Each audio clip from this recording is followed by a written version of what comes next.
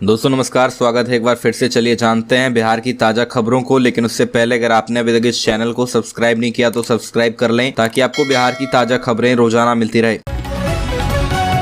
सबसे पहली और बड़ी खबर, लालू की पटना वापसी पर बिहार में राजनीतिक हलचल तेज। राजद सुप्रीमो लालू प्रसाद यादव के कई महीने बाद बिहार आने से महागठबंधन के अंदर मंत्रिमंडल विस्तार से लेकर बोर्ड निगम और 20 सूत्री के गठन पर फैसला हो सकता है। ऐसे तो महागठबंधन में कोऑर्डिनेशन कमेटी की मांग भी लंबे समय से होती आ रही है। अब देखना यह है कि लालू यादव के बिहार आने के बाद महागठबंधन में क्या कुछ राजनीतिक बैठकों और फैसलों का दौर शुरू हो जाता है। राजद सुप्रीमो लालू प्रसाद यादव शुक्रवार को दिल्ली से पटना पहुंचे। कई महीनों बाद बिहार आने पर उनके समर्थकों में भी काफी उत्साह है। लालू प्रसाद यादव किडनी ट्रांसप्लांट कराकर पिछले कई महीने से दिल्ली स्थित मीसा भारती के आवास पर स्वास्थ्य लाभ ले रहे थे।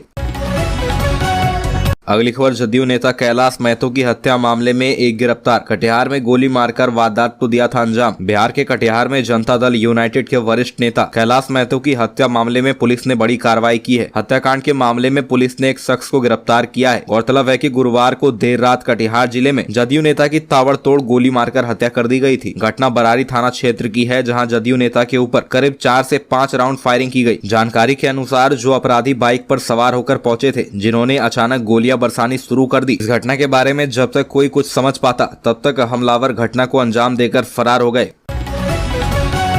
अगली खबर, शराबबंदी के नियमों में फिर बदलाव, दारू लदी गाड़ी के मालिकों को मिलेगी राहत। पूर्ण शराबबंदी वाले बिहार में मद्य निषेध के नियमों में बड़ा बदलाव किया गया है। इसका फायदा उन गाड़ियों के मालिकों को मिलेगा जिसमें शराब लदी हुई मिलेगी। अब शराब के साथ धरे गए वाहन के मालिक को जल्दीबाजी में अभियुक्त नहीं बनाया जाएगा। जाँच और सत्यापन के बगैर वाहन मालिकों को आरोपी बनाने से विभाग को बचना है। मद्य निषेध विभाग को भी असहजता का सामना करना पड़ता है। ऐसे में मद्य निषेध विभाग ने निर्देश जारी किया है। इसमें शराब के साथ धरे गए वाहन के मालिक को अब जांच के बाद ही अभियुक्त बनाया जाएगा। इसको लेकर मद्य निषेध उत्पाद एवं निबंधन विभाग के संयुक्त आयुक्त श्री कृष्ण पासवान के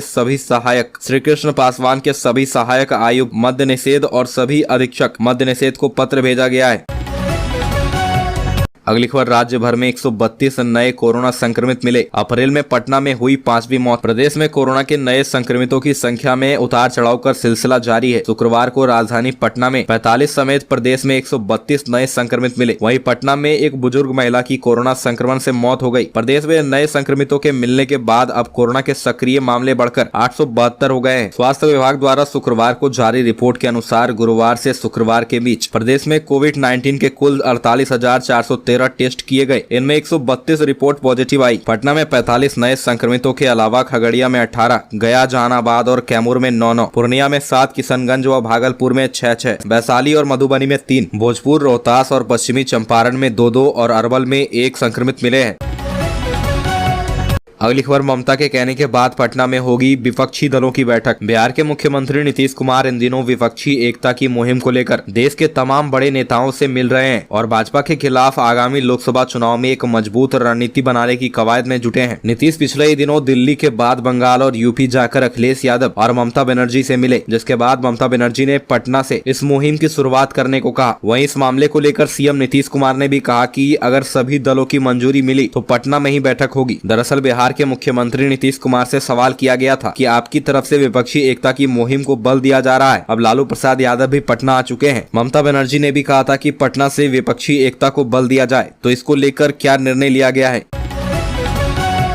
अगली खबर, जदयू के प्रदेश सचिव पर लगे हत्या के गंभीर आरोप। शुक्रवार को औरंगाबाद के शमशेर नगर गांव में बाप बेटे को 8 बजे सुबह गोली मार दी गई। इसमें बेटे की मौत हो गई, पिता की हालत नाजुक बताई जा रही है। हत्या का आरोप जदयू प्रदेश सचिव ननकू पांडे पर लगा है। जदयू नेता ननकू पांडे को पुलिस ने एम्स से गिरफ्तार कर लिया है। पीड़ित परिवार का आरोप है कि सरकारी जमीन पर बने तालाब को ननकू पांडे भरवा रहा था। बाप और बेटे के विरोध करने पर उसने अपने लाइसेंसी पिस्टल से गोली मार दी। घटना में मनोरंजन शर्मा की मौत हो गई। वहीं पिता उपेंद्र शर्मा की हालत नाजुक है।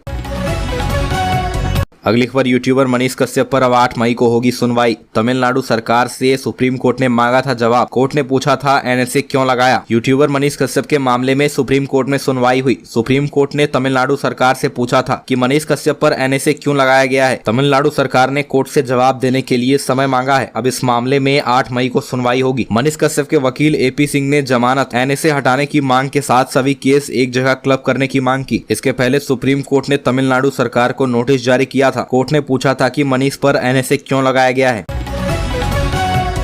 अगली खबर, लोकसभा चुनाव में 20 सीटों पर कैंडिडेट उतारेंगे प्रशांत किशोर। लोकसभा चुनाव में प्रशांत किशोर 20 सीटों पर अपने प्रत्याशी उतारेंगे। पटना में जनसुराज की प्रेस कॉन्फ्रेंस में निर्दलीय एमएलसी सच्चिदानंद राय ने पत्रकारों से बातचीत करते हुए यह बयान दिया। उन्होंने कहा कि बीजेपी और महागठबंधन को रोकने के लिए जनसुराज ही काफी है। उनके साथ एमएलसी अफाक आलम भी मौजूद थे। एमएलसी सच्चिदानंद राय ने कहा कि जनता चाहेगी तो हम पार्टी बनाएंगे। आने वाले लोकसभा का चुनाव हो या फिर विधानसभा का, जनता के सामने हम सबसे बड़ा विकल्प होने जा रहे हैं। विपक्षी एकता पर नीतीश के प्रयास के सवाल पर कहा कि भाजपा को रोकने के लिए जनसुराज ही काफी है, हम महागठबंधन को भी रोकेंगे। अगली खबर, बिहार में जातीय जनगणना पर सुप्रीम कोर्ट में हुई सुनवाई। सुप्रीम कोर्ट ने पटना हाई कोर्ट जाने को कहा। बिहार में हो रही जातीय गणना पर रोक लगाने की मांग वाली याचिका पर सुप्रीम कोर्ट में सुनवाई हुई। सुप्रीम कोर्ट ने याचिकाकर्ता को पटना हाई कोर्ट में जाने को कहा। कोर्ट ने कहा कि हाई कोर्ट के फैसले से संतुष्ट नहीं होने पर आप शीर्ष अदालत का दरवाजा खटखटाने के लिए स्वतंत्र हैं। जस्टिस एम आर शाह और जस्टिस पादरीवाला की पीठ में इस मामले में सुनवाई हुई। शीर्ष अदालत ने कहा कि मामले में याचिका सुनकर पटना हाई कोर्ट 3 दिन में अंतिम आदेश दे। इस मामले में 1 मई को पटना हाई कोर्ट में सुनवाई हो सकती है। बिहार में 7 जनवरी से जातीय गणना शुरू हुई है। 15 अप्रैल से इसके दूसरे चरण की शुरुआत हो चुकी है। इसके खिलाफ 21 अप्रैल को सुप्रीम कोर्ट में याचिका दायर कर तत्काल सुनवाई की मांग की गई थी।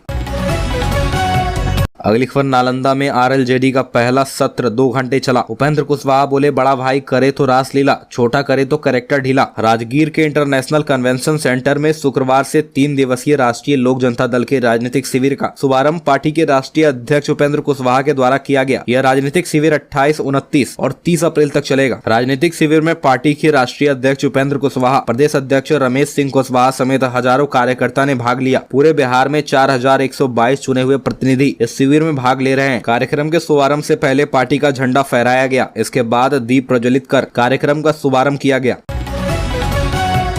अगली खबर, ऋषि मिश्रा फिर बने आरजेडी प्रवक्ता। 2 दिन पहले जारी लिस्ट में नहीं था नाम। राष्ट्रीय जनता दल के राष्ट्रीय अध्यक्ष लालू प्रसाद यादव और उप मुख्यमंत्री तेजस्वी प्रसाद यादव से विमर्श कर प्रदेश अध्यक्ष जगदानंद सिंह ने प्रदेश के शेष पदाधिकारियों का मनोनयन कर दिया है। यह जानकारी देते हुए आरजेडी के प्रदेश प्रवक्ता चितरंजन गगन ने बताया कि शुक्रवार को जारी सूची में मोहम्मद शफीक खां को प्रदेश उपाध्यक्ष और ऋषि मिश्रा को प्रदेश प्रवक्ता बनाया गया है। इसके साथ ही 99 लोगों को प्रदेश महासचिव और 98 लोगों को प्रदेश सचिव के पद पर मनोनीत किया गया है। ऋषि मिश्रा ने कहा कि राष्ट्रीय जनता दल और उप मुख्यमंत्री तेजस्वी यादव को मजबूती देने में मैं कोई कसर नहीं छोड़ूंगा। लालू प्रसाद यादव के नेतृत्व में मुझे फिर से मौका दिया गया है, यह मेरे लिए खुशी की बात है। बता दें, 2 दिन पहले जारी प्रवक्ताओं की सूची से ऋषि मिश्रा का नाम हटा दिया गया था, लेकिन अब उसमें इनका नाम जोड़ दिया गया है। ऋषि मिश्रा विधायक रह चुके हैं। इनके दादा ललित नारायण मिश्रा भारत सरकार के रेल मंत्री थे।